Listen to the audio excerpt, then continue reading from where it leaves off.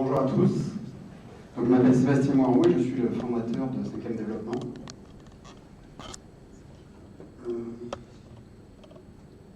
À droite, non. Voilà. Pardonnez-moi.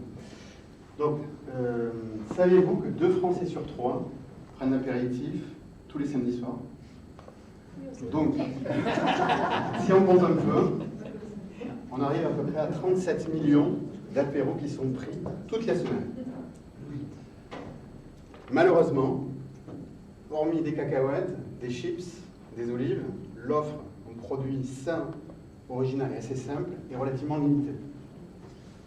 On est sur un marché relativement important puisque on parle de 1,7 milliard de volume d'affaires et globalement il est monopolisé, il est dominé par 2 acteurs que sont Lay's et Ben & Jerry's qui sont sur les chips et les graines salées. Or les tendances sont assez lourdes sur le marché puisque les consommateurs de plus en plus recherchent les produits sains, les produits qui sont sans ingrédients, sans allergènes, et donc qui recherchent vraiment des produits simples qui puissent être consommés rapidement.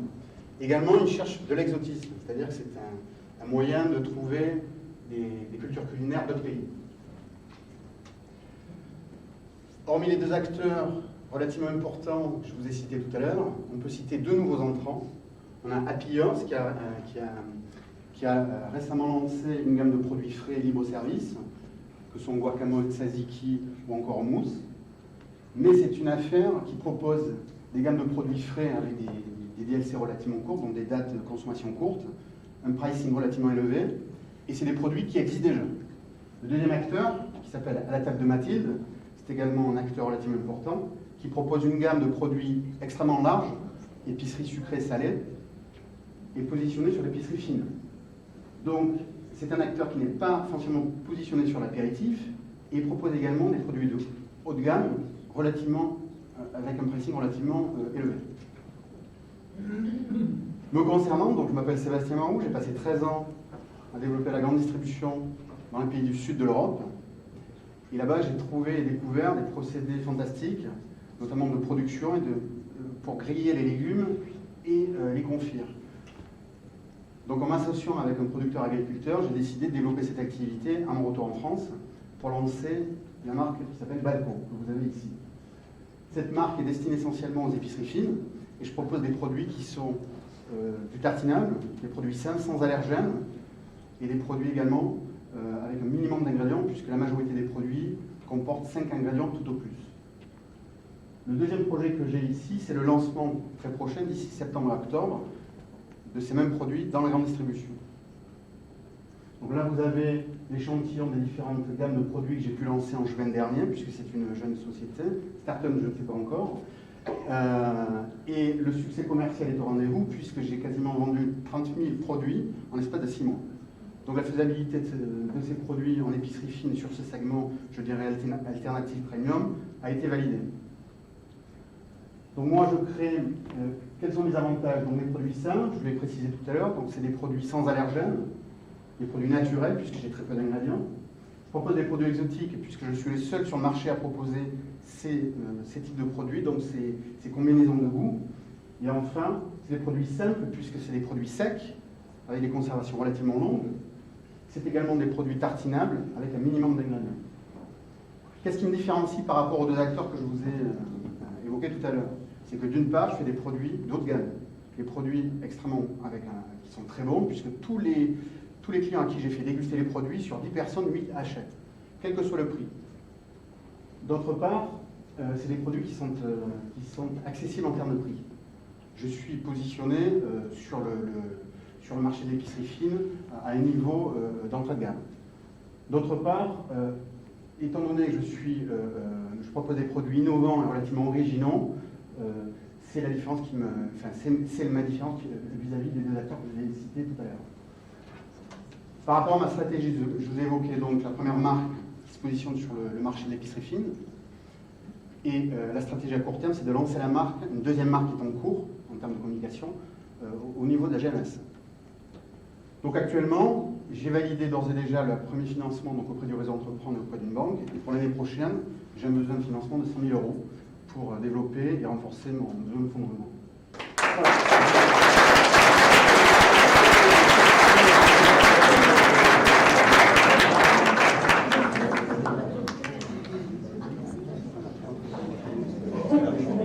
C'est moi qui commence. Bon. On peut goûter? Ah, super. Non, mais après.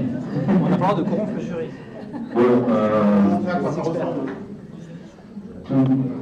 tout paraît parfait. En fait, il n'y a pas grand-chose à dire. Si, en fait, peut-être un petit peu deux, trois petites choses dans la forme. Mais sinon, finalement, la problématique est bien posée. Le marché, le produit, la solution, son succès, finalement, et puis la stratégie court terme, GMS, spécifiquement. Peut-être la rentabilité, puisque finalement il y a un besoin de financement, donc c'est un investissement, est-ce que c'est un investissement, est-ce qu'il y a des investissements importants pour pouvoir continuer de se développer, la distribution, etc. Parce qu'on sait que, peut-être le réseau des épiceries fines, alors c'est un réseau éclaté en même temps, donc c'est pas facile à adresser, mais quand on rentre dans les GMS et les, je sais pas si c'est prévu d'aller dans les hypermarchés, mais c'est d'autres problématiques, avec des frais plus, peut-être plus, c'est ça, des frais de corruption. Voilà, bon. Après, sur la forme, peut-être retravailler un petit peu le fil quand même, parce qu'il y a des moments où finalement il y a des répétitions. On se rend compte que ça part et ça revient, et plusieurs fois finalement on répète que l'avantage c'est celui-ci, etc. Donc peut-être juste retravailler un petit peu le fil pour qu'on discute une seule fois les choses, comme ça on en dit plus, on est plus percutant en fait. Parce qu'il y a des petites. De temps en temps on se promène un peu, mais sinon sur le. C'est parfaitement clair, quoi. Il n'y a pas grand-chose de plus à dire, on a juste envie de goûter, donc c'est déjà pas mal.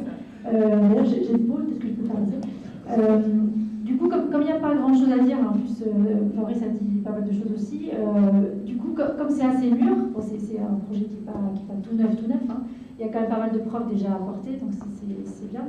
Peut-être que sur la forme, ça peut être retravaillé avec des images peut-être un peu plus percutantes. Il y a quand même du boulot de fait, on le voit au début, avec des images de films, etc. C'est sympa. Et ça pourrait être peut-être au niveau esthétique un peu plus encore travailler sur le design, voilà, parce que comme le fond ça va bien, autant retravailler encore un peu la forme. Oui, alors moi c'est un peu biaisé parce qu'en fait je ne savais pas que c'était Balco, puisque j'avais vu 3e développement. On a eu la chance lors de notre événement d'être assis côte à côte, donc en fait il m'avait déjà pitché Balco. La surprise ça a été plus de le voir là, donc voilà. Et quand j'ai vu Balco sur des slides, sur l'événement, je pensais que c'était surtout un partenaire de l'apéro et qu'on avait Donc, sinon, effectivement, moi, j'ai tout compris. Je trouve que le déroulé, il est bien, c'est dynamique. Après, quelques remarques au niveau des slides. Effectivement, apéro, ça rime pas mal avec peps. Au tout début des slides, je trouve manque de peps, de couleurs, voilà. Ensuite, effectivement, il y a une bonne connaissance du marché et des produits. Là, je connais un peu l'histoire, donc je sais pourquoi il y a cette bonne connaissance du produit et du marché. Le secteur, c'est un secteur porteur, effectivement, produits sains, je veux dire presque éthique. C'est des trucs qui sont dans le bon sens du vent et qui me vont bien.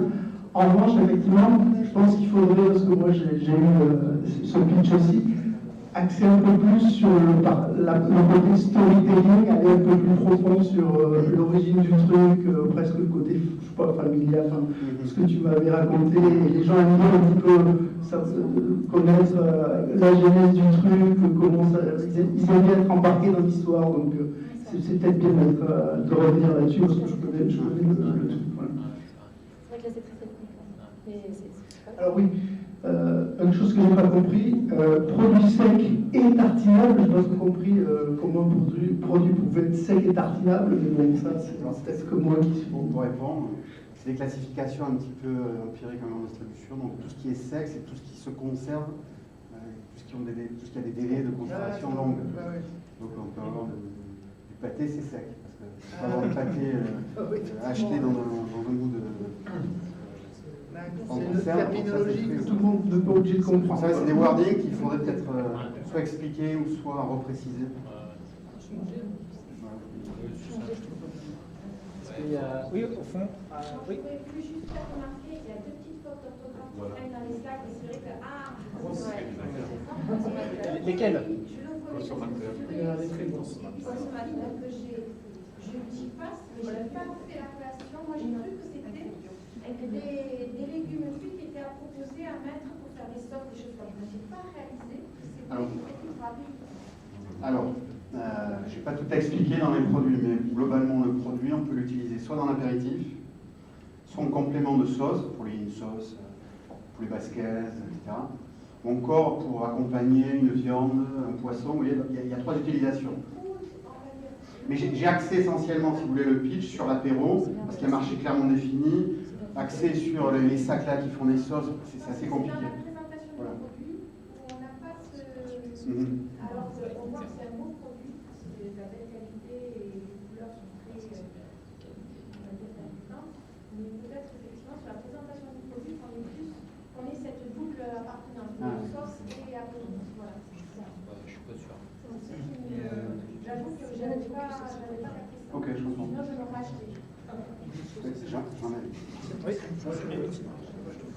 vous avez terminé par vous auriez dû commencer par ce que vous avez fait tout à l'heure. Vous êtes déplacé pour aller chercher un produit. Je crois que vous arrivez bien qu'il y aura un produit posé sur la table. Je crois que, ça porte le décor d'entrée. Même si on a compris que le projet est bien avancé, et que c'est assez clair, après c'est vachement coloré.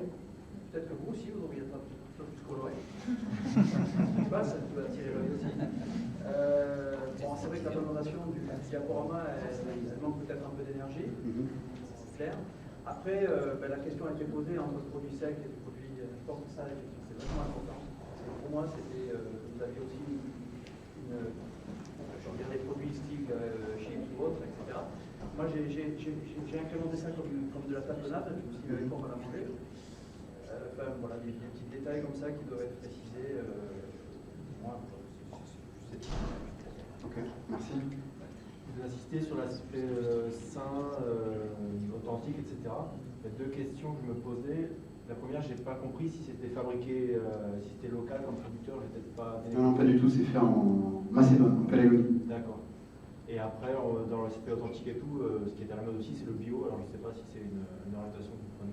C'est pas bio, il n'y a pas de certification. Mon frère me disait, puisqu'il fait partie de l'affaire aussi, que c'est de la culture raisonnée, puisque c'est un petit pays où ils utilisent très très peu les pesticides et les engrais. La filière agricole là-bas est extrêmement morcelée. Ils ont très peu, ils l'utilisent très peu. Mais je ne mets pas ça en avant, c'est pas bio, parce que je n'ai pas de certification, donc je ne le mets pas en avant. D'accord. Et dernière question, est-ce qu'entre le produit de grande surface et le produit dont vous avez déjà lancé la marque, est-ce que ça sera le même niveau de... Il y aura des différences au niveau du produit, est-ce que ce sera exactement la même chose? Alors on m'a posé la question, alors moi mon but c'est d'offrir le produit à tout le monde. Alors est-ce que je vais modifier un produit parce que sous prétexte qu'il va chez Leclerc ou qu'il va chez Olivenco à Tarbes, ça n'a pas de sens. Donc moi le sens c'est avoir des produits peut-être plus adaptables, des grammages plus courts, pour positionner plus sur l'apéritif, parce que l'apéritif on prend un pot le samedi soir et puis après on oublie le pot, ça c'est premièrement. Deuxièmement, c'est peut-être une marque avec un ton plus jeune et plus dynamique, plus accessible par rapport à la gamme Balco que je propose. Et troisièmement, c'est une gamme beaucoup plus courte. J'aurai 4 références en grande distribution. Pour répondre à votre question, ça sera le même produit, comme peut-être 80% des industriels font. Mais ne le disent pas. Et voilà, c'est pas Voilà. Si le consommateur Je le savait, dis. il apprécierait moyennement. C'est l'etiquette qui change. Ouais. Moi, bêtement, je me suis posé la question de la signification du nom. 5e développement. Voilà. J'ai pas compris, j'ai pas forcément fait le lien entre le nom et le produit que vous vendez. Alors, 5e développement, c'est la société Chapeau qui supporte donc la marque Balco que j'ai enregistrée à l'INPI.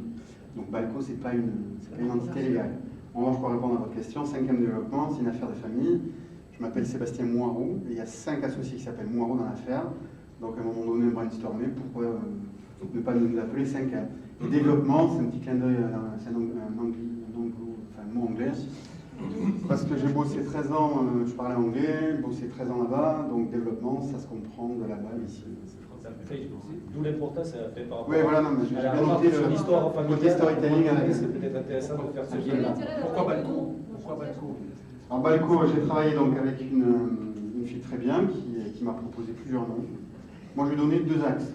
Premièrement, je voulais un nom en 2 syllabes. Et deuxièmement, je voulais un nom qui n'ait aucune signification, aucun rapport avec de la nourriture. Et elle, Balkan, Balco, why not? Et moi, alors Balkan, je veux pas, parce que c'est vrai que même si je suis...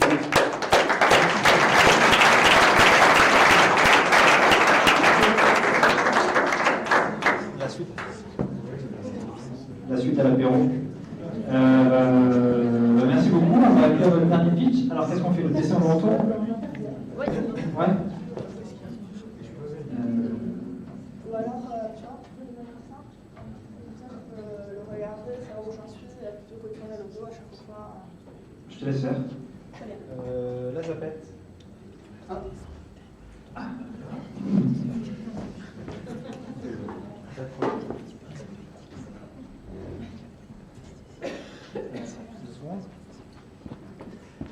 Ça.